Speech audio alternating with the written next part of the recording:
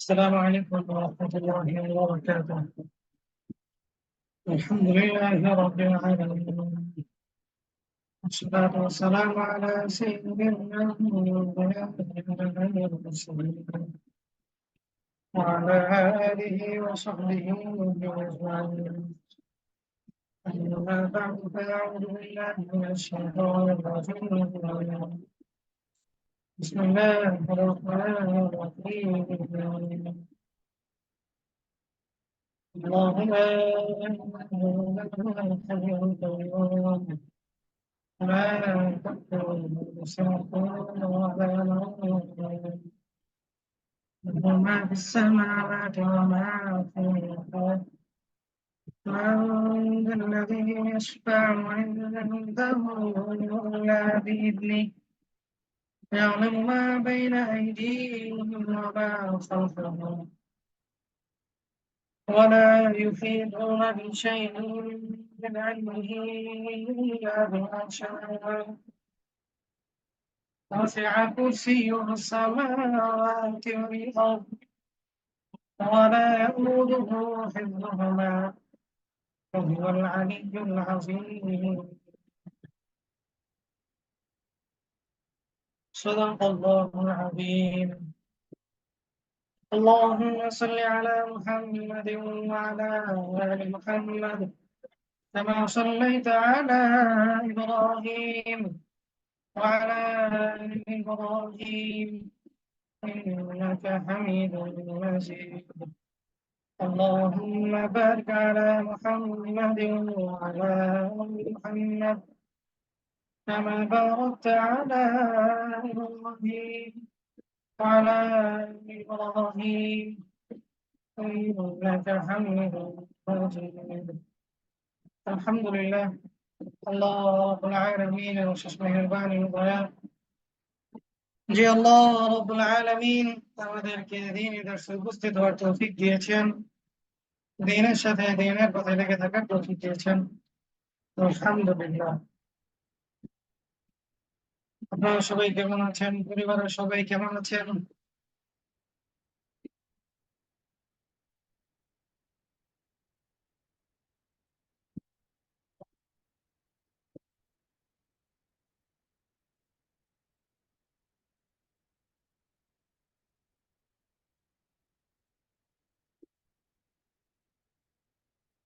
মাশাআল্লাহ, জাযাকাল্লাহ। আলহামদুলিল্লাহ, আল্লাহ তাআলা ভালো করছেন।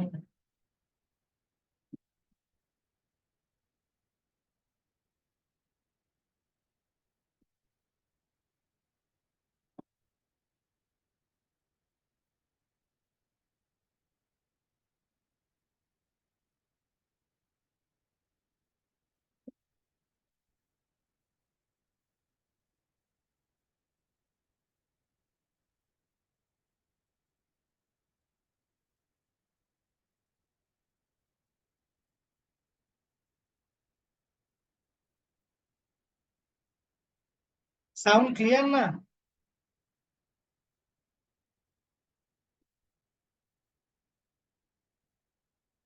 সাউন্ড কি এখন ঠিক আছে? ক্লিয়ার? আচ্ছা, গত দর্শে আমরা পড়েছিলাম সালাতের বাইরে এবং ভিতরের কয়টি ফরজ। আজকে আমরা জানবো নামাজ ভঙ্গের কারণ। আমরা ওযু শিখলাম, ওযু করলাম, নামাজের সালাতের যে ফরজ, এই ফরজ গুলো জানলাম।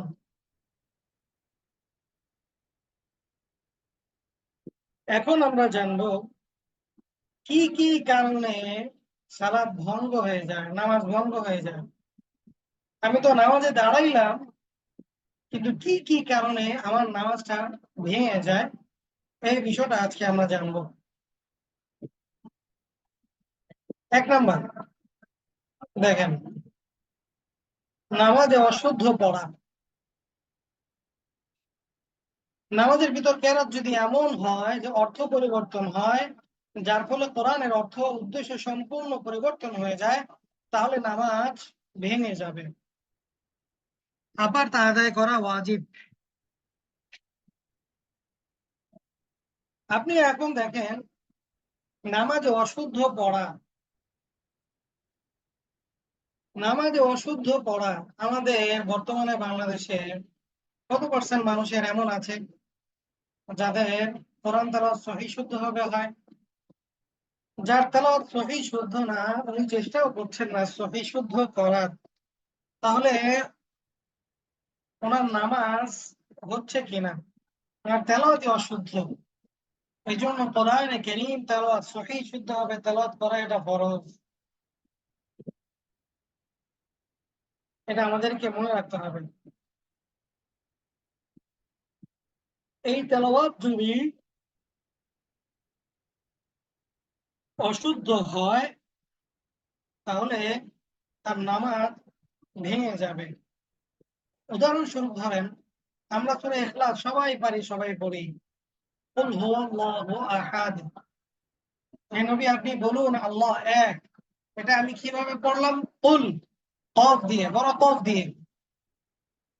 এখন কেউ যদি কুল এটা বলতে না পারে, সে যদি কাফ দিয়ে বলে কুল হুয়াল্লাহু আহাদ, এর অর্থ হয় আল্লাহ একজন আছে, হে নবী আপনি তাকে খেয়ে ফেলেন। নাউযুবিল্লাহ। অর্থ কতটা বিকৃতি হয়, অর্থ কতটা পরিবর্তন হয়। তো এই জন্য নামাজে অশুদ্ধ তেলাওয়াত করা এটা নামাজ ভঙ্গের 1 নম্বর কারণ। 2 নম্বর, নামাজের ভিতর কথা বলা। নামাজ এমন কোনো অর্থবোধক শব্দ করা যা সাধারণ কথার অন্তর্ভুক্ত হয়ে যায়, হোক সেটা 1 অক্ষর বা 2 অক্ষর গঠিত হোক, তাও নামাজ ভেঙে যাবে। মুআবিয়া ইবনুল হাকাম আস-সুলামি রাদিয়াল্লাহু তাআলা আনহুমা নবুসিম অবস্থায় নামাজে কথা বললে রাসূলুল্লাহ সাল্লাল্লাহু আলাইহি সাল্লাম নামাজের কথাকে বললেন, নামাজের মধ্যে কথাবার্তা ধরনের কোনো কিছু বলা এটা উচিত না,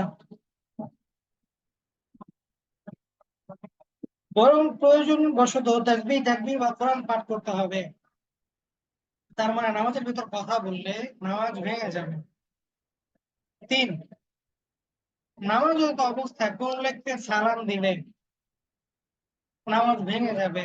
4, সালাম কেউ দিল, আপনি সালামের উত্তর দিলেন নামাজরত অবস্থায়, তাহলে তার সালাত, তার নামাজও ভেঙে যাবে।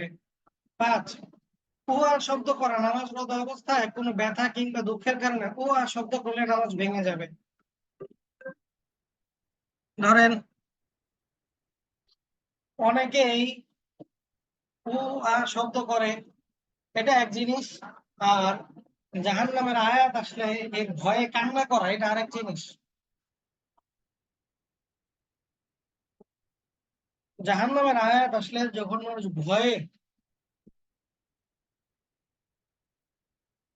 কান্না করে, যেমন স্বাভাবিকভাবে আরবের বা বিভিন্ন ওলামা যারা আছেন ওনারা তেলাওয়াতের সময় জাহান্নামের আয়াতগুলো আসলে আমাদের চোখ বেয়ে অশ্রু ঝরে।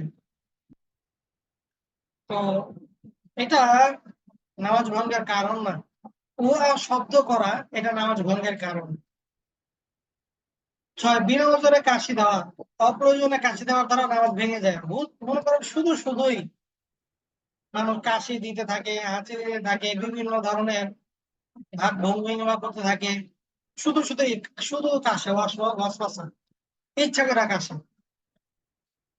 তো বিনা ওজরে কাশি দেওয়া এটা নামাজ ভঙ্গের কারণ। 7, আমলে কাসির করা। শিক্ষাবিদরা আমলে কাসিরের সংজ্ঞা দিতে গিয়ে বিভিন্ন মতামত ব্যক্ত করেছেন। তার মধ্যে বিশুদ্ধ ও নির্ভরযোগ্য মত হলো কোন মুসল্লি এমন কাজে লিপ্ত হওয়া যার কারণে দূর থেকে কেউ দেখলে তার মনে প্রবল ধারণা জন্মে যে ওই ব্যক্তি নামাজরত অবস্থায় নাই, ওই ব্যক্তি নামাজরত অবস্থায় নাই। এটা হচ্ছে আমলে কাসির। তোমরা দেখবেন নামাজরত অবস্থায় 2 হাত ছেড়ে দেয়, লুঙ্গি পরে। এখন কোন ব্যক্তি যদি লুঙ্গি পরে 2 হাত দিয়ে, তো দেখেন দূর থেকে যদি কোনো ব্যক্তি দেখে তো মনে করবে যে সে তো লুঙ্গি পড়তেছে, সে তো নামাজ পড়তেছে না, তাহলে তার নামাজ ভেঙে যাবে। অর্থাৎ এমন আচরণ ভঙ্গি করা যার দ্বারা মানুষের বুঝে আসে যে সে নামাজে নাই, এটা নামাজ ভঙ্গের কারণ। আমলে কাসির করা। 8, বিপদে কিংবা বেদনায় শব্দ করে কাঁদা, দুনিয়াবি কোনো বিপদ আপদ কিংবা দুঃখের কারণে শব্দ করে কাঁদলে নামাজ ভেঙে যাবে। একটা বিপদ হয়েছে, এটা হওয়াটা স্বাভাবিক, কিন্তু শব্দ করে কাঁদা, চিৎকার করে কাঁদা দুনিয়াবি কোনো আপদ বিপদ কিংবা দুঃখের কারণে, এটা নামাজ ভেঙে যাবে। 9, 3 তাসবিহ পরিমাণ সতর খুলিয়া থাকা, নাভির নিচ থেকে হাঁটু পর্যন্ত শরীরের কোনো স্থান যদি 3 তাসবিহ পরিমাণ সময় অনবরত থাকে, তাহলে তার নামাজ হবে না। তাই যদি কোনো ব্যক্তির গেঞ্জি, শার্ট বা প্যান্ট নাভির নিচ থেকে উপর সময় সরে গিয়ে 3 তাসবিহ পরিমাণ এই সময় অতিবাহিত হয়, তাহলে তার নামাজ ভেঙে যাবে। নারীদের মাথাও সতর, নারী যারা আছেন মহিলা, তাদের মাথাও সতর। কোন কারণে মাথার ওড়না সরে গেলে নামাজ ভেঙে যাবে। নবীজি সাল্লাল্লাহু আলাইহি ওয়াসাল্লাম ইরশাদ করেন, কোন প্রাপ্তবয়স্ক নারী ওড়না ছাড়া নামাজ আদায় করলে আল্লাহ তার নামাজ কবুল করেন না। এজন্য হিজাব পরা, ওড়না পরে নামাজ না পড়া। আর ওড়না এটা অনেক সময় মাথা থেকে সরে যায়, কিন্তু হিজাব পরে নামাজ পড়লে মাথা থেকে আর এটা সরে যায় না। মাথা থেকে যদি ওড়না সরে যায় তাহলে তার নামাজ ভেঙে যাবে। মুক্তাদি ছাড়া অন্য ব্যক্তির লোকমা লওয়া, যেমন ইমাম সাহেব কেরাতে ভুল করেছেন, সঙ্গে সঙ্গে নামাজের বাহিরের কোন লোক লোকমা দিলে তা গ্রহণ করা। যেমন ধরেন,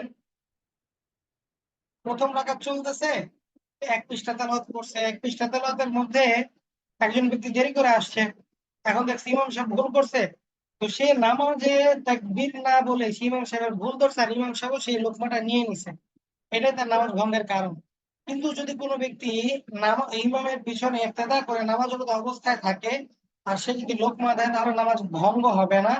যদি কোনো ব্যক্তি নামাজ দাঁড়ায় নেয়, নামাজে নামাজে সে তাকবীরে তাহরিমা দিয়ে হাত বাঁধে নাই, আর নামাজে প্রবেশ করার পূর্বেই সে লোকমা দিছে, লোকমা দেওয়ার ফলে ইমাম সাহেব সেই লোকমা গ্রহণ করছে, তার নামাজ ভেঙে যাবে। 11, সুসংবাদ বা দুঃসংবাদের উত্তর দেওয়া, সুসংবাদ অথবা দুঃসংবাদের উত্তর দেওয়া দুনিয়াবি কথার শামিল, তাই এর দ্বারা নামাজ ভেঙে যায়। সুসংবাদ বা দুঃসংবাদের উত্তর দেওয়া, যেমন কোন ব্যক্তি সুসংবাদ দিতেছে আপনার পাশে, আপনি বলে উঠলেন আলহামদুলিল্লাহ, আপনার নামাজ ভেঙে যাবে। আবার আপনি নামাজরত অবস্থায় আছেন, কেউ এসে বললো জমুকে তো মারা গেছে, আপনি বলেন ইন্না লিল্লাহি ওয়া ইন্না ইলাইহি রাজিউন, আপনার নামাজ ভেঙে যাবে। তাই সুসংবাদ বা দুঃসংবাদের উত্তর দেওয়া এটা দুনিয়াবি কথার শামিল, তাই এর দ্বারা নামাজ ভেঙে যাবে।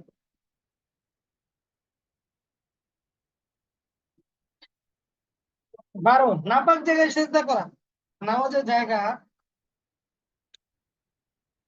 পবিত্র জায়গাগুলো পবিত্র হওয়া, যা নামাজ শুদ্ধ হওয়ার জন্য শর্ত। নামাজের জায়গা জায়গা পাক এটা ফরজ। তাই নামাজ যদি মানে সেজদা যদি অপবিত্র জায়গায় হয়, তাহলে তার নামাজ ভেঙে যাবে। ইমাম সাহেব কিভাবে বুঝবে কে লোকমা দিল? ইমাম সাহেব যদি, ইমাম সাহেবের তো বোঝার দরকার নেই, পিছনে যারা আছেন তারা তো বুঝতেছেন। তারা যদি বুঝে যে ইমাম সাহেব লোকমা নিছেন এক নামাজের বাইরের লোকে, তারা ইমাম সাহেবকে বলবেন নামাজ ছেড়ে দেওয়ার জন্য, কারণ বাইরের লোক লোকমা দিছে।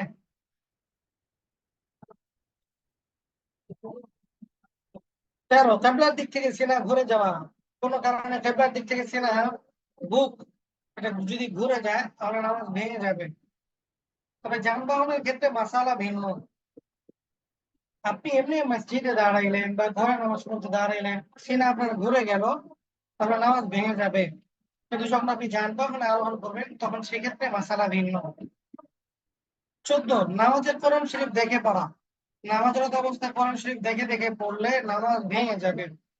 ফিকহে হানাফি অনুযায়ী নামাজে কোরআন শরীফ দেখে পড়া, নামাজরত অবস্থায় কোরআন শরীফ দেখে পড়লে নামাজ ভেঙে যাবে। কিন্তু মালিকি মাযহাব সম্ভবত হাম্বলী মাযহাবে আহ কোরআন দেখে পড়তে পারবে, তবে না পড়াই উত্তম। কিন্তু ফিকহে হানাফিতে নামাজে কোরআন শরীফ দেখে পড়া যাবে না, নামাজ অবস্থায় কোরআন শরীফ দেখে পড়লে নামাজ ভেঙে যাবে। 15, নামাজে শব্দ করে হাসা, নামাজের শব্দ করে অট্ট হাসি দিলে অজু সহ ভেঙে যাবে, নামাজও ভাঙবে, অজুও ভাঙবে। 16, নামাজে সাংসারিক কোনো বিষয় প্রার্থনা করা, নামাজরত অবস্থায় সাংসারিক দুনিয়াবি কোনো দোয়া করলে হানাফি মাযহাব মতে নামাজ ভেঙে যায়। নামাজে সাংসারিক কোনো বিষয় প্রার্থনা করা, নামাজরত অবস্থায় দুনিয়াবি কোনো কিছু দোয়া করলে হানাফি মাযহাব মতে নামাজ ভেঙে যায়। আর অন্যান্য ফিকহাবিদদের মতে সুন্নত নফল নামাজে দুনিয়াবি দোয়া করা যায়, সেজদাতে দোয়া করা যায়। কিন্তু ফিকহে হানাফি অনুযায়ী দুনিয়াবি কোনো বিষয় প্রার্থনা করা এটা বৈধ না। হাঁচির জবাব দাও, কারো হাঁচি আসছে, হাঁচি দেওয়ার সাথে সাথে সে বলে উঠলো আলহামদুলিল্লাহ, তার নামাজ ভেঙে যাবে। নামাজরত অবস্থায় যদি কারো হাঁচি আসে বা হাঁচির জবাব দেয় ইয়ারহামুকাল্লাহ বলে, ইয়াতিকুমুল্লাহ বলে, তাহলে তার নামাজ ভেঙে যাবে। নামাজে খাওয়া ও পান করা, নামাজরত অবস্থায় কিছু খেলে বা পান করলে নামাজ ভেঙে যাবে। দাঁতের ফাঁকে আটকে থাকা খাবার নামাজরত অবস্থায় খেলে নামাজ ভেঙে যাবে, যদি সেটা ছোলাপুর থেকে কম হয়। বিষয়টা বোঝেন। নামাজে খাওয়া ও পান করা, নামাজে খাওয়া ও পান করার বিষয়টা হচ্ছে, যদি কোনো ব্যক্তি নামাজে এতটুকু খাওয়া দাওয়া করে, অর্থাৎ তার দাঁতের মধ্যে কিছু একটা আটকায় ছিল, তো আটকায় থাকার পরে আহ তার নামাজ গত অবস্থায় সে ওই ছোলা বুটটা খেয়ে ফেলছে, বা ছোলা বুট পরিমাণ খাবার অথবা তার থেকে বেশি হলে নামাজ ভেঙে যাবে। যদি ছোলা বুট থেকে কম হয় তাহলে আর কোনো সমস্যা নেই। 19 নাম্বার, ইমামের আগে মুক্তাদি দাঁড়ানো, ইমামের আগে মুক্তাদি দাঁড়ানো।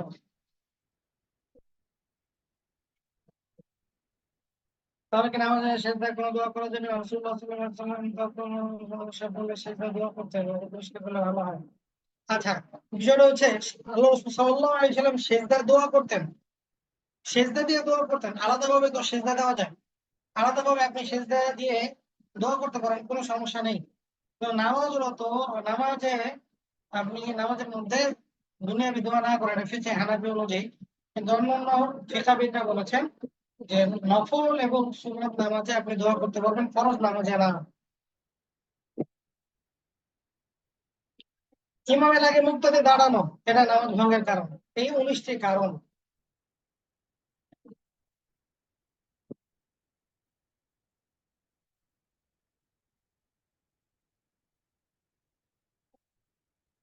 তাহলে এই 19টি কারণ আপনারা একটু মুখস্থ করে নেন।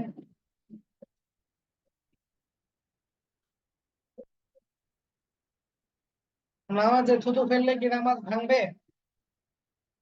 আপনি থুতু ফেলবেন কোথায়?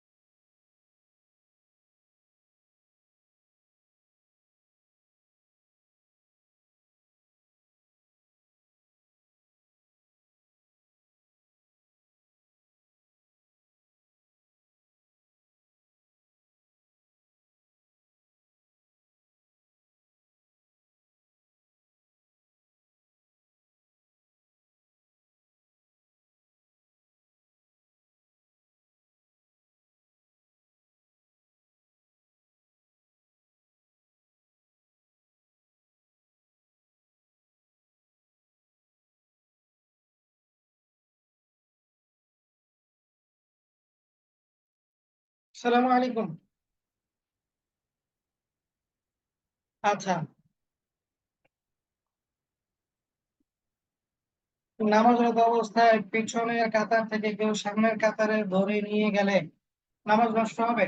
আচ্ছা, এখানে বিষয় হচ্ছে যে সাধারণত নিয়ম হচ্ছে পিছনের কাতারে একা না দাঁড়ানো। পিছনের কাতারে একা না দাঁড়ানো, পিছনের কাতারে যদি একা কেউ দাঁড়ায় তাহলে সেটা মাকরুহ। পিছনের কাতারে যদি কেউ একা দাঁড়ায় তাহলে সেটা মাকরুহ। তখন কি করবে, সামনের থেকে একজনকে টেনে নিয়ে আসবে, নিয়ে এসে দাঁড়াবে। কিন্তু আমাদের দেশে এই নিয়মটা চলবে না, কারণ এই জন্যই আপনি যখন সামনের কাতার থেকে একজনকে টেনে নিয়ে আসবেন, দেখবেন যে সে আপনাকে পুরাধুরা কিছু বলা শুরু করছে, যেহেতু আমাদের এই মাসালা গুলো মসজিদে বলা হয় না বা ক্লিয়ার না। আপনি দুইটা জিনিস খেয়াল রাখবেন: এক, সামনের কাতার পরিপূর্ণ পূরণ করার পর আপনি পিছনের কাতারে দাঁড়াবেন।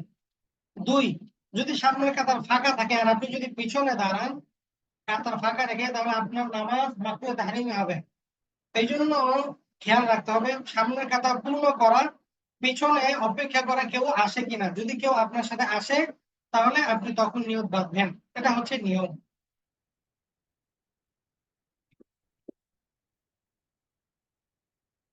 ওস্তাদ, আল্লাহুম্মা কফিনি, দোয়াটা কি সিজদা ও তাশাহুদে পড়া যাবে? তাশাহুদে কেন পড়বেন?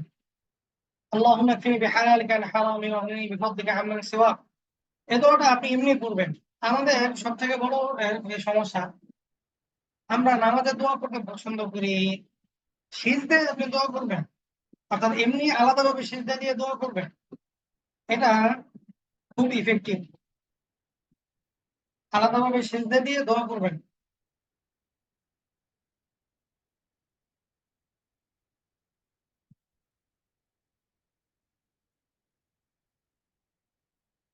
কথা বলার জন্য, আচ্ছা, আপনি হ্যান্ড রাইজ করুন, আমি দিচ্ছি আমার সামনে। নামাজের বাইরে সেজদা দিয়ে কি বাংলা দোয়া করা যাবে? হ্যাঁ, দোয়া করতে পারবেন, দুনিয়াবি সব দোয়া করতে পারবেন আলাদাভাবে সেজদা দিয়ে। খোলা মাঠে নামাজ পড়ার ক্ষেত্রে জায়গায় পাক না পাক কিভাবে নিশ্চিত হব? আপনি দেখবেন যে ওই আপনি যে জায়গাটা নামাজ পড়তে চাচ্ছেন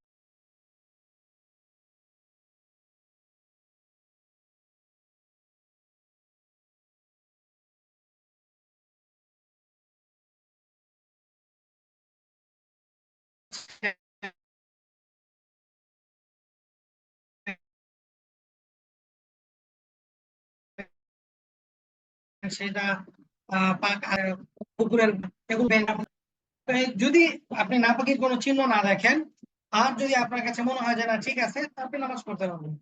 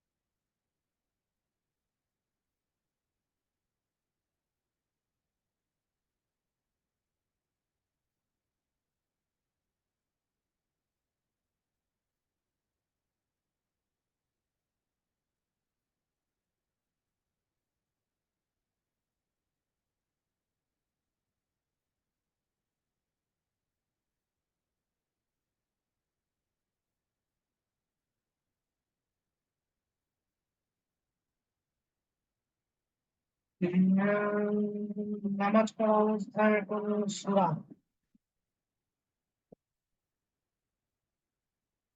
নামাজ পড়া অবস্থায় যদি কোনো সূরা হঠাৎ করে ভুলে যায় তখন কি করবেন? আচ্ছা, নামাজ পড়া অবস্থায় যদি আপনি একটা সূরা পড়ছেন, ওই অবস্থায় যদি আপনার কাছে মনে হয় যে আপনি সূরাটা ভুলে যাচ্ছেন, আপনি অন্য সূরা একটা পড়ে নিবেন, সমস্যা নেই। নামাজের মধ্যে খাওয়া, এই পয়েন্ট আরেকবার বললে ভালো হতো। আচ্ছা, নামাজের মধ্যে খাওয়ার বিষয়টা হচ্ছে যে আপনার স্বাভাবিকভাবে ধরেন আমরা যখন খাবার খাই তো অনেক সময় দাঁতের ফাঁকে আটকে থাকে। তো দাঁতের ফাঁকে যখন আটকে থাকে, ওই খাবারটা নিয়ে অনেক সময় আমরা নামাজে দাঁড়াই। তো আবার দেখা যায় যে দাঁতের ফাঁক থেকে খাবারটা বেরিয়ে আসে। খাবার পরিমাণ যদি ছোলা বুট থেকে কম হয় তাহলে গিলে ফেললে নামাজ ভাঙবে না। আর যদি ছোলা বুটটা এই মানে খাবারের পরিমাণটা ছোলা বুট পরিমাণ বা এর থেকে বেশি হয় তাহলে সমস্যা, নামাজ ভেঙে যাবে।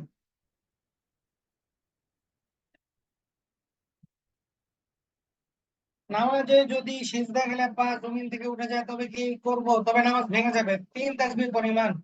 যদি পা উঠিয়ে রাখে কেউ, সিজদা গিয়ে 2 পা যদি উঠিয়ে থাকে তাহলে তার নামাজ ভেঙে যাবে।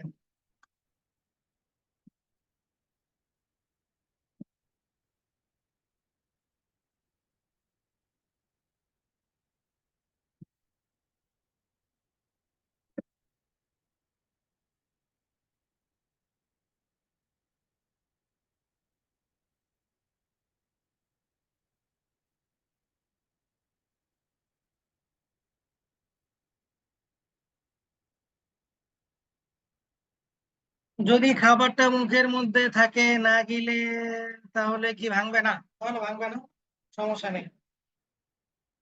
আর যদি 1 পা ওঠে তাহলে নামাজ মাকরুহ হবে। গোসলের ফরজ কয়টি এবং কি কি সামনে আমরা পড়াবো ইনশাআল্লাহ। গোসলের ফরজ কয়টি ও কি কি এটা নিয়ে আলোচনা হবে ইনশাআল্লাহ।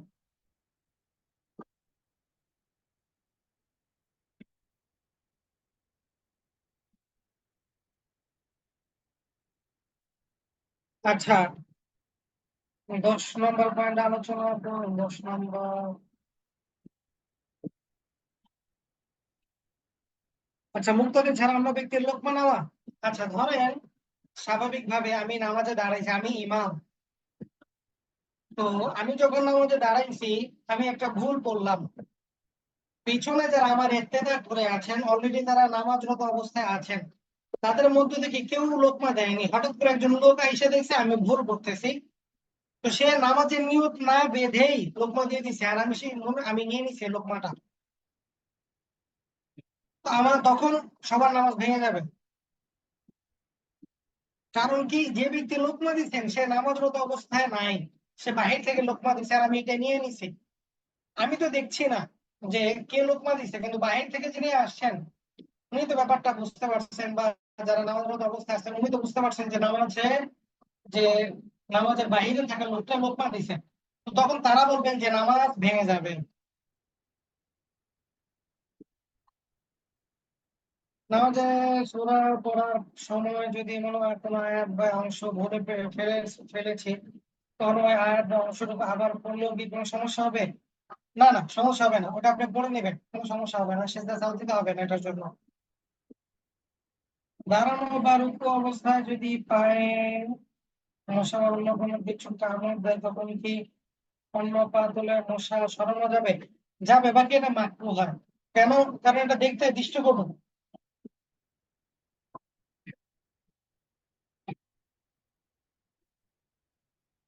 আসসালামু আলাইকুম। ওয়ালাইকুম আসসালাম। জামাতরত অবস্থায় পাশের মুসল্লি যদি প্রথম রাকাতে সেজদা করার পর না দাঁড়িয়ে বসে থাকে তাহলে কি আমি তাকে উঠে দাঁড়ানোর জন্য স্পর্শ করতে পারবো?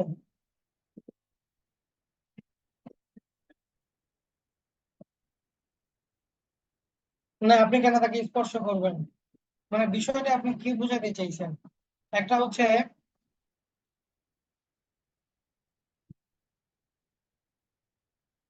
আপনি তাকে উঠে দাঁড়ানোর জন্য স্পর্শ করার দরকার নাই, তার মানে আপনি নামাজে তাকে ইশারা দিচ্ছেন যে আপনি দাঁড়ান। এটা করা যাবে না। এটা নামাজের বহির্ভূত কাজ।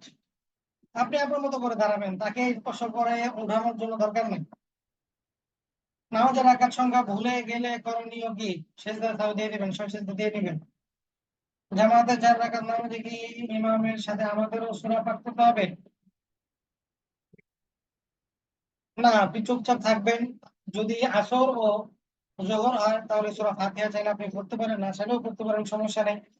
আর ফজর, মাগরিব, এশা এই 3 নামাজে আপনি কোরআন তেলাওয়াত শুনবেন, পড়বেন না। ওয়াইদা কুরিআল কোরআন ফাসতামিউ লাহু ওয়া আনসিতু লাআল্লাকুম তুরহামুন। আপনি পড়তে পারেন, নাও পড়তে পারেন, সমস্যা নেই। সর্বশেষে কি কি কারণে দিতে হয় এটা আসবে ইনশাআল্লাহ। 4 রাকাত নামাজে 2 রাকাত তাশাহুদ ভুলে গেলে করণীয় কি করতে হবে? সর্বশেষে দিতে হবে, তাহলে নামাজ হয়ে যাবে।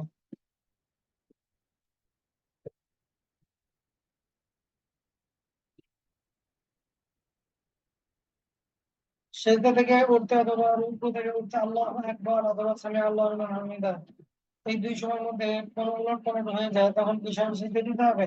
না, সব সিজদা দিতে হবে না। পুরো খেয়াল করা জরুরি।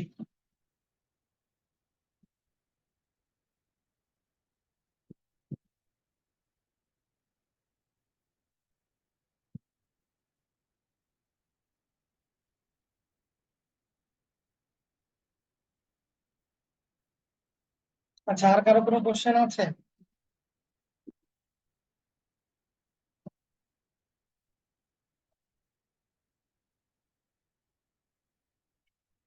ঠিক আছে, চলেন। সানা, এটা কখন পড়ি? আমি যখন তাকবীরে তাহরিমা বা দিয়ে আল্লাহু আকবার বলে এরপরে আমরা এই সানাটা পড়ি।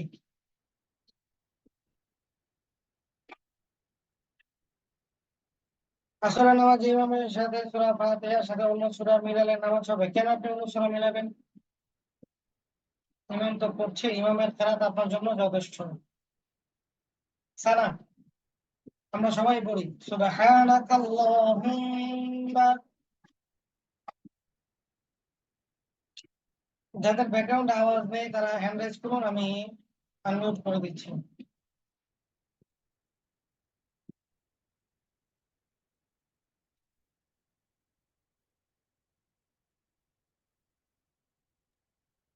আচ্ছা সাহেব, আপনি এখানে আছেন?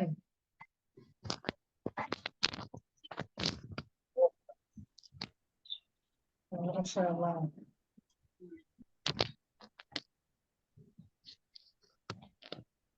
সুবহানাকাল্লাহুম্মা سبحانك سبحانك اللهم اللهم ওয়া বিহামদিকা وبحمدك ওয়া তাবারাকা ইসমুকা وتبارك وتبارك اسمك ওয়া তাবারাকা ইসমুকা وتبارك وتبارك اسمك ওয়া তাবারাকা ইসমুকা وتبارك وتبارك اسمك ওয়া তাআলা জাদ্দুকা وتعالى وتعالى جدك ওয়া তাআলা জাদ্দুকা وتعالى وتعالى جدك ওয়া তাআলা জাদ্দুকা وتعالى جدك ولا إله غيرك ولا ولا إله إله غيرك غيرك ولا إله غيرك ولا ولا إله إله غيرك غيرك سبحانك اللهم. سبحانك سبحانك اللهم اللهم নাকি সুবহানাকা আল্লাহুম্মা বলে মিলিয়ে পড়বেন। সুবহানাকা আল্লাহুম্মা। سبحانك سبحانك اللهم اللهم না লা না, কাল্লাহ। সুবহানাকা আল্লাহ বলেন। سبحانك سبحانك اللهم اللهم সুবহানাকা আল্লাহুম্মা سبحانك سبحانك اللهم اللهم ওয়া বিহামদিকা وبحمدك ওয়া وبحمدك তাবারাকা ইসমুকা وتبارك وتبارك اسمك اسمك ওয়া তাআলা জাদ্দুকা وتعالى وتعالى جدك جدك ولا إله غيرك ولا ولا إله إله غيرك غيرك ولا إله غيرك ولا ولا إله إله غيرك غيرك এই সালাটা আমরা পড়ব। নামাজরত অবস্থায় ওযু নষ্ট হওয়ার সন্দেহ হলে করণীয় কি? যদি আপনার মনে হয় যে না ওযু নষ্ট হয়ে গিয়েছে, তা আপনি বের হওয়ার চেষ্টা করবেন। যদি আপনি অনেক বড় মসজিদে থাকেন, বের হওয়ার কোনো সুযোগ না থাকে, তাহলে বসে পড়বেন, বসে থাকবেন। এরপরে নামাজ শেষ হয়ে গেলে আপনি চলে আসবেন। আর যদি এমন এমন জায়গায় দাঁড়ান, যেমন সাইডে দাঁড়াইছেন না প্লেয়ারের পাশে দাঁড়াইছেন, তা আপনি বের হয়ে চলে আসতে পারবেন, সমস্যা নেই। এসে আপনি উযু করে নেবেন, উযু করে আপনি আবার পুনরায় নামাজে শরীক হয়ে যাবেন। এই যে আপনি মসজিদ থেকে বের হয়ে উযু করতে গেলেন, উযু করে আবার আসলেন, এই মাঝখানে যদি আপনি কারোর সাথে কথা না বলেন, তাহলে আপনি এই যে যাওয়ার আসার মধ্যে যদি এক রাকাত ছুটে যায়, ইমাম সাহেব সালাম ফেরানোর পর ওই এক রাকাত আপনি পড়ে নেবেন, তাহলেই হয়ে যাবে। জামাতে নামাজ পড়লে অনেক সময় শেষ বৈঠকে তাশাহুদ দুরূদ শেষ হওয়ার আগে ইমাম সাহেব সালাম ফিরিয়ে দিলে কি করবো? ইমামের সাথে সালাম ফিরিয়ে দিবেন। যদি এমন হয় জামাতে নামাজ পড়ার সময় ইমাম সাহেব সালাম ফিরিয়ে ফেলেছেন, আপনি তখন দুরূদ শরীফ পড়ছেন, তা আপনি ওই অবস্থায় ইমামের সাথে সালাম ফিরিয়ে দিবেন। যদি রুকুর তাসবিহ ভুল বসানো সেজদায় বলে, তখন করণীয় কি? সমস্যা নেই, আপনি সেজদা যখন মনে পড়বে আপনি ভুল পড়ছেন, আবার শরীরটা পড়ে নেবেন।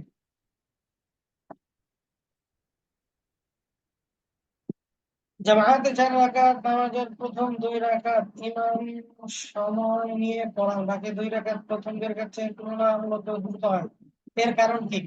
জামাতে যে ফরজ নামাজ, এই ফরজ নামাজের প্রথম 2 রাকাতে সূরা ফাতিহা পড়তে হয় এবং অন্য একটি সূরা মিলাইতে হয়।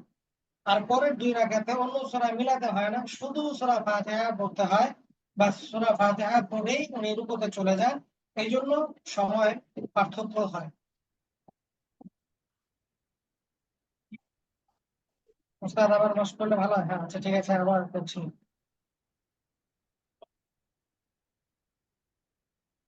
486, 486।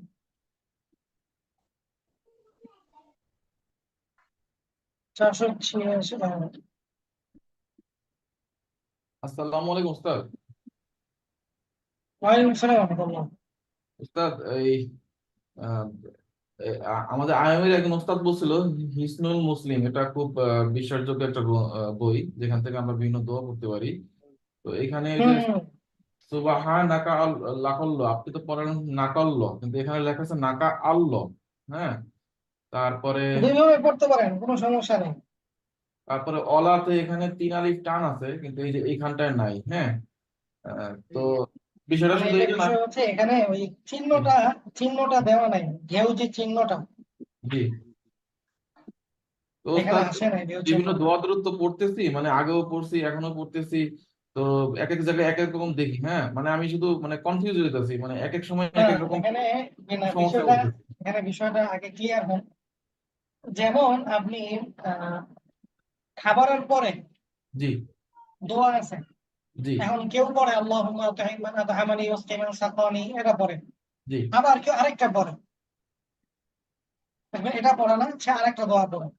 না ওস্তাদ, বিষয় হচ্ছে এখানে সমস্যা না, এক এক সমস্যাটা তো না না আমি বলি, জি বলেন। বিষয়টা হচ্ছে হাদিসে একাধিক ধরনের দোয়া পাওয়া যায়, সেখানে জি শব্দের কম বেশি থাকে, শব্দের পার্থক্য থাকে। তো আপনি পড়লে হবে, হিসনুল মুসলিম এটা একটা গ্রহণযোগ্য বই, আপনি এখান থেকে দোয়া পড়ে নিতে পারেন, কোনো সমস্যা নেই। যেমন খাবারের শুরুতে বিসমিল্লাহ বললেও হয়, আবার খাবারের শুরুতে বিসমিল্লাহ ওয়া আলা বারাকাতিল্লাহ এটা বললেও হয়, সমস্যা নেই। এক হাদিসে এটা আসছে, আর এক হাদিসে এটা আসছে। হাদিসে একে যেমন জি আপনার ঋণ পরিশোধ করার ক্ষেত্রে আমরা সকাল সন্ধ্যা যে দোয়াটা পড়ি, আল্লাহুম্মা ইন্নী আউযু বিকা মিনাল হাম্মি ওয়াল হাসাদ, এই যে এই দোয়াটা, জি এই দোয়াটা এক এক হাদিসে এক এক ধরনের আসছে। কিছু জায়গায় আছে গলাবতী দৈনিক, কিছু আছে গলায় দেন, বিভিন্ন শব্দ আছে। কেন? এক এক সাহাবী এক একটা বর্ণনা করছেন, সবগুলোই সহিহ। জি এখন এইটার ক্ষেত্রে এটা বলা যাবে না যে ওইটা ভুল এটা সঠিক, বা এটা সঠিক ওইটা ভুল। জি। বিষয়টা কি বুঝতে পারছি? যেমন উস্তাদ, এই সামিআল্লাহু লিমান হামিদা, জি। কেউ বলে রব্বানা লাকাল হামদ, কেউ বলে রব্বানা ওয়া লাকাল হামদ, দুইটাই আছে, আপনি বলেন, সমস্যা নাই। তাহলে যে টুকটাক ওস্তাদ যে এইগুলো আছে, যেমন এক আলিফ 3 আলিফ টান, তারপরে আল্লাহুম্মা বা নাকাল্লাহুম্মা, মানে এই জাতীয় যেই, এগুলো কোনো সমস্যা নেই।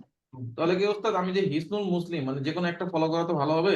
হিসনুল হ্যাঁ মুসলিম হ্যাঁ, ওটাই ফলো করলে ভালো হবে। এই বইটা সম্পূর্ণরূপে ফলো করতে পারবো? মানে আত্মাইয়াতু, দুরূদ শরীফ, হ্যাঁ অন্যান্য হ্যাঁ হ্যাঁ, সবগুলো এটা আছে। এটা ফলো করলে আপনার জন্য সব থেকে বেস্ট হবে। ওখানে ওইখানেও দেখবেন আপনি একাধিক দোয়া পাবেন। দোয়া তো অবস্থা সমস্যা না, সমস্যা হচ্ছে যে ওই যে আপনার এই আয়াতগুলোর মধ্যে কম বেশি আর কি, যেমন একটু শব্দের মধ্যে তারতম্য বা টানের মধ্যে তারতম্য, এগুলো বেশি পাচ্ছি।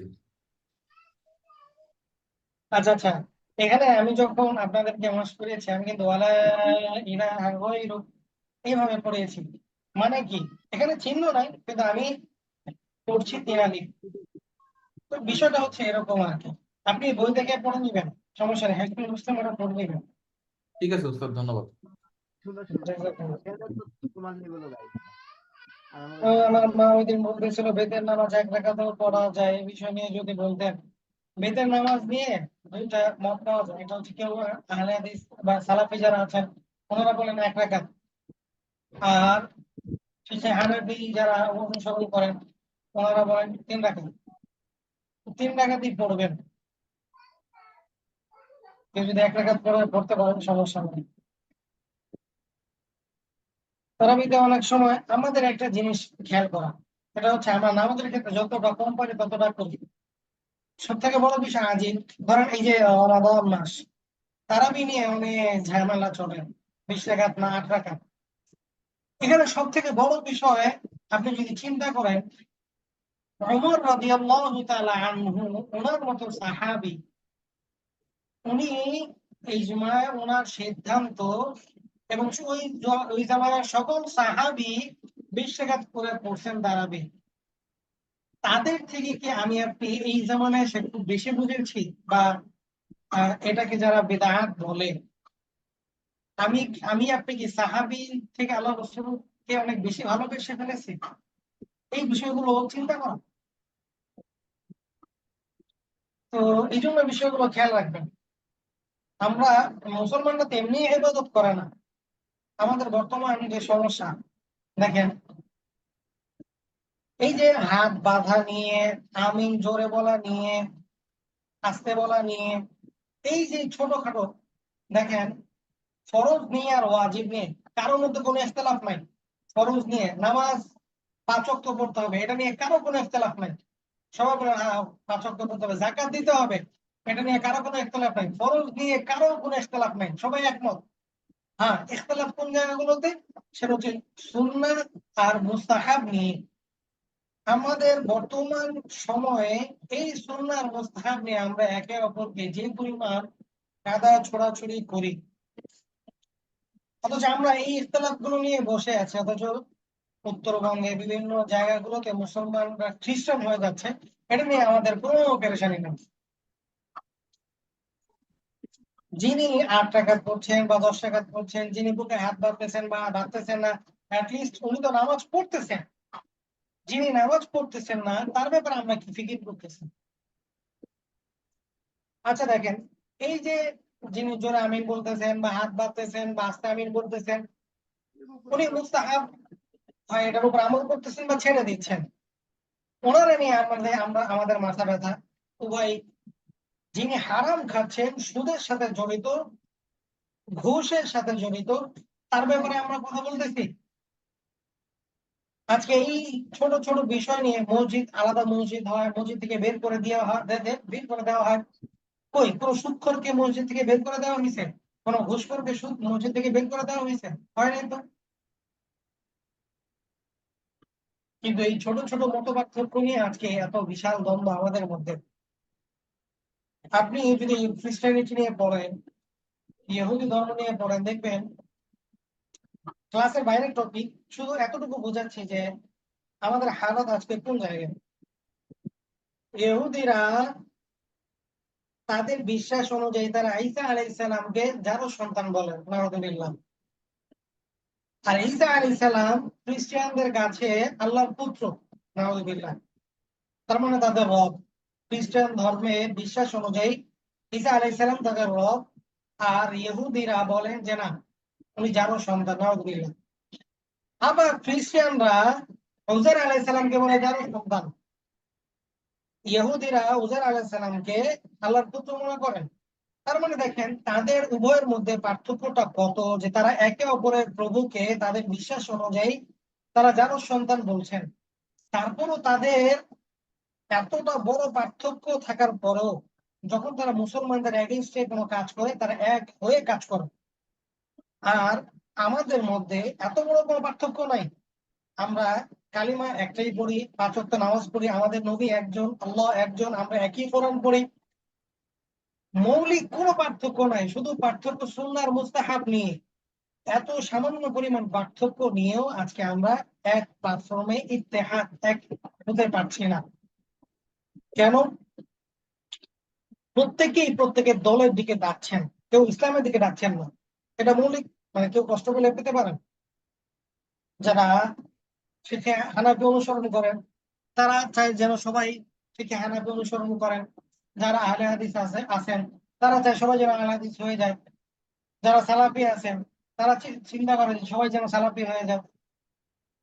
কিন্তু প্রত্যেকের জায়গা থেকে প্রত্যেকেই যে ইবাদত গুলো করছে, এই ছোটখাটো যে পার্থক্য, এইটা যদি আমাদের ইস্যু না হয়, আমাদের মূল টার্গেট যদি হইতো শিরক মুক্ত আমল, বিদআত মুক্ত আমল, এটা সমাজে প্রতিষ্ঠিত করা, সমাজ থেকে শিরককে দূর করা, সমাজ থেকে বিদআতকে দূর করা, হারামকে হারাম বলে ঘোষণা দেওয়া, হালালকে হালাল বলে ঘোষণা দেওয়া, হক তা'মুরুনা বিল মা'রুফ, সৎ কাজের আদেশ করা, ওয়া তানহাউনা আনিল মুনকার, অসৎ কাজের নিষেধ করা, এগুলো যদি আজকে আমাদের টার্গেট থাকতো, তাহলে আজকে আমাদের এই সমাজে ইসলামের অনেক কিছুই প্রতিষ্ঠিত হয়ে যেত।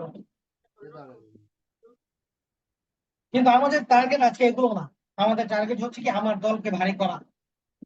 যে যে দল করছেন বা সেটাকে সঠিক মনে করছেন, যে যেটা করছেন সে সেটাকে সঠিক মনে করছেন, আর অন্যটাকে বাদ দিয়ে দিচ্ছেন। মনে রাখবেন, ইহি হ্যায় দ্বীন, এটা ভুল, ইয়ে ভি দীন, এটা সঠিক। যারা আজকে ইমামতি করছেন এটা দ্বীনের অংশ, যারা দাওয়াত দিচ্ছেন মানুষকে এটাও দ্বীনের অংশ, যারা মাহফিল করছেন ওয়াজ করছেন এটাও দ্বীনের অংশ, যারা মুজাহিদ জিহাদ করছেন এটাও দ্বীনের অংশ। প্রত্যেকটা দ্বীনের অংশ, সবগুলো মিলেই দ্বীন। আমি সবগুলো একা করতে পারবো না। আরেক ভাই যেটা করছেন তিনি আমার সহযোগিতা করছেন, এই মন মানসিকতা লালন করা। এখন আমি যেটা করি সেটাকেই যদি দ্বীন মনে করি, বাকিগুলো দ্বীন মনে না করি, সমস্যা এই জায়গাগুলোতেই হয়। আমি যেটা করছি সেটাই দ্বীন, অন্যরা যেটা করছে সেটা দ্বীন না, এটা মনে করাটাই সব থেকে বড় ভুল। এবং আমাদের পার্থক্যটা এই জায়গায়। আপনি দেখবেন আবু হুরায়রা রাদিয়াল্লাহু তাআলা আনহু থেকে সব থেকে বেশি হাদিস রাওয়ায়াত পাওয়া যায়। কিন্তু আপনি যদি গাজওয়া এবং সারিয়া অর্থাৎ জিহাদের যতগুলো যুদ্ধ হয়েছে, জিহাদ সংগঠিত হয়েছে, এগুলোর মধ্যে দেখবেন আবু হুরায়রা রাদিয়াল্লাহু তাআলা আনহুর উপস্থিতি কম। কেন? কারণ উনি হাদিস নিয়ে বেশি সময় আল্লাহ রাসূলের দরবারে পড়ে থাকতেন। আবু বকর রাদিয়াল্লাহু তাআলা আনহু থেকে খুব কম হাদিস পাওয়া যায়। কেন? কারণ উনি ময়দানে বেশি থাকতেন। হুজুর সাল্লাল্লাহু আলাইহি ওয়াসাল্লাম ছিলেন জামিউল আওসাত। উনি একই সাথে রাষ্ট্র পরিচালনা করেছেন, একই সাথে ইমাম ছিলেন, একই সাথে জিহাদ করেছেন, সবকিছু। ওনার পরে এক ব্যক্তি সবকিছু করবে এটা সম্ভব না। এই জন্য মুসলমানরা এক একটা দল এক একটা সেক্টরে কাজ করবে, সবগুলোই দ্বীনের অংশ। কিন্তু আমরা আজকে এটা মনে করতে পারছি না। আমি যেটা করছি যেটা ভাবছি এটাই দ্বীন, বাকিগুলো দ্বীন মনে করছি না। যার কারণে আজকে আমাদের মধ্যে এত তফাৎ, এত মারামারি, এত কাদা ছোড়াছড়ি। আল্লাহ রাসূল সাল্লাল্লাহু আলাইহি ওয়াসাল্লামের কাছে যখন ইহুদি আসতো, যারা বুঝতো না, দ্বীনকে বুঝতে চাইতো, তাদেরকে কিভাবে আপ্যায়ন করতেন, তাদেরকে কিভাবে সম্মান করতেন? মুনাফিকদেরকেও আল্লাহ তাআলা বলে দিয়েছেন যে তাদের অন্তরে কি আছে এরা আমি জানি, অন্য কেউ জানে না। এই জন্য আল্লাহ রাসূল সাল্লাল্লাহু আলাইহি ওয়াসাল্লাম জানতেন যে মুনাফিক তারা, তারপর তাদের সাথে ওই ধরনের আচরণ করতেন না। কেন? কারণ আল্লাহ তাআলা মানুষের মনের অবস্থা জানেন। অথচ আমরা আমাদের মধ্যে এই সুন্নাহ আর মুস্তাহাব নিয়ে পার্থক্য থাকার কারণে আমরা মুসলমান দেখতে পাচ্ছি না একজন আরেকজনকে। আমাদের মধ্যে বিদ্বেষ কি পরিমাণ কাজ করে। অথচ পুরো মুসলিম জাতি এটা তো একটা শরীরের মতো ছিল। মুসলমানরা ভাই ভাই ছিল, কিন্তু আজকে আমরা দেখতে পাচ্ছি না একে অপরকে। কেন? ওই যে আমি আমার দলকে ভালোবাসি, আমার দলের যে হবে তাকে আমি ভালোবাসি, আর আমার দলের বাইরে যারা হবে বাস এদেরকে আমি পছন্দ করি না। এই জন্য এই বিষয়গুলো বোঝা ভাই। কেউ 8 টাকা পড়তেছে, পড়ুক না সে, যিনি না পড়তেছেন তার থেকে তো উনি পড়তেছেন। আমি এই কথা কেন বলতে যাই ভাই তুমি 8 টাকা পড়, তোমার নামাজ হয় না? না, সে 8 টাকা পড়েছে, পড়ুক না, অন্তত যিনি পড়তেছেন না তার থেকে তো সে ভালো, সে তো পড়তেছে। যিনি বুকে হাত বাঁধতেছেন বাঁধুক না ভাই, যিনি নামাজ পড়তেছেন না ওনার থেকে তো উনি ভালো, উনি নামাজ পড়তেছেন। যিনি নামাজ পড়তেছেন না তার ব্যাপারে আমার ফিকির কি? এই সমস্ত ব্যাপারে আমাদের ফিকির নেই। বাস যিনি আমল করতেছেন বাস ওনারাই নেই নাড়াচাড়া দিতেছি, বিভিন্ন ধরনের কথা বলতেছি।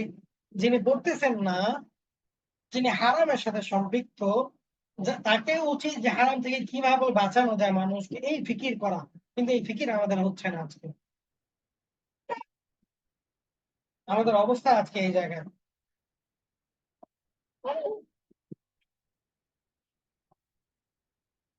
আল্লাহ, আচ্ছা সময় শেষ হয়ে গিয়েছে।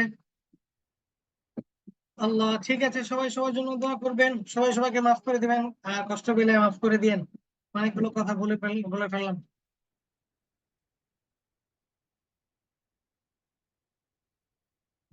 ঠিক আছে। সুবহানাল্লাহি বিহামদিহি, সুবহানাকাল্লাহুম্মা ওয়া বিহামদিক, আশহাদু আল্লা ইলাহা ইল্লাল্লাহ ওয়া আশহাদু আন্না